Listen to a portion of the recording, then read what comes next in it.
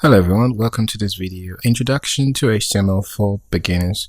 Now in this video, I'm going to introduce us to the subject topic HTML and also give us more introduction about myself and also, hope to find more light with us and get us excited in learning this particular topic. Now, HTML has been around the corner, and if you find yourself watching this video, it's probably because you're prompted to become a web developer. So this is the video for you. This is the very first video you need to learn. And this is not an introduction video about IoT, which is Internet of Things. For you to know about how the web works and the whole subject about web development, you probably need to learn about IoT, which is the Internet of Things, knowing what client is, backend is, front end, and all of those bits and bobs. But I'll try to do justice to touch them as much as I can. But back to the main big guy, HTML for complete beginners. The objective of this video is to help anyone watching understand the basic of HTML and learn the new features of HTML5 and implement practical example, and also engage in discussions about best practices in web development in particular. So what is HTML? HTML stands for Hypertext Markup Language. It is the standard language for creating web pages. It structures content on the web, helping defining elements like headings, paragraph, links, image, and more. So HTML was created in 1991 by a guy called Tim, and it has evolved through various versions, which the latest is HTML5 as at 2014. I'll take us through the evolution of HTML. We started in 1993, which was actually created to help link documents together, and down to 2012, HTML5 was initially introduced, and with a lot of features like multimedia and semantic tags. And I'd advise us to do some more research about this to get kind of like a grasp about the whole beginning of HTML. I'll go further to explain how HTML works under the hood, and it is very important for me to reference that HTML works hand in hand with the browser. So the purpose of a web browser, whatever web browser you see, be it a mobile web browser or something using a desktop device, it's to read HTML documents and display them correctly. So a browser does not display the HTML tags, but instead it uses them as instruction for how to display the content.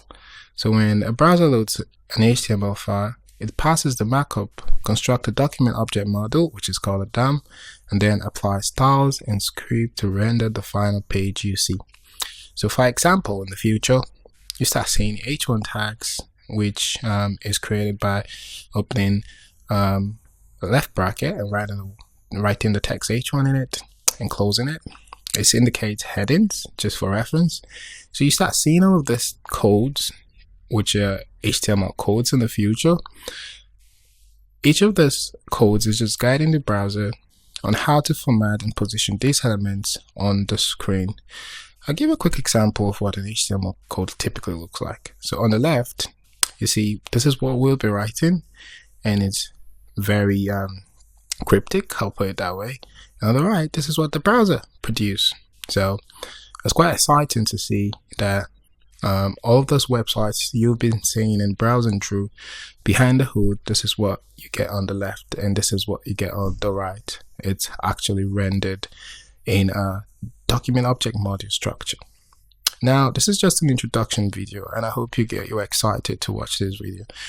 Particularly, I'd say there is so much on the internet today about web development and software engineering in particular, and there's so much people who spend so much time watching videos that don't conclude. I'll just play with you. If you start this video, resolving your heart to finish.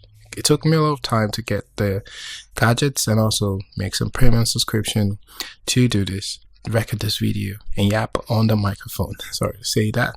But what's more important to me is, particularly a thought I've resolved within myself, which is make sure to finish what you started. I'll be honest, the road to web development and software engineering is a very steep hurdle. Programming is tough. It's really tough as it gets. But I'll say particularly, there's so much information available on the internet than there is when I started 10 years ago. 10 years ago, I used to call a friend when I got stuck in a programming concept to unblock me. But now there is AI and all of this good stuff. The important thing is utilizing those things. Now, if you want to be a vibe coder, which is another topic, and sorry for derailing, but like I said, it's an introduction video. I just want to give a prompt introduction to this idea we're talking about. If you want to be a vibe coder, you want to build websites and mobile applications, it's also important you understand what's happening behind the hood, how these things work. If not, you'll find that AI is only as efficient as the person behind the decks using it and instructing it to do what to do. So please resolve in your heart to make sure you complete this video to find excitement while we proceed. The next video we'll be talking about is the basic structure of HTML and what it is. And then afterwards, we'll dive into some much interesting facts. Bye.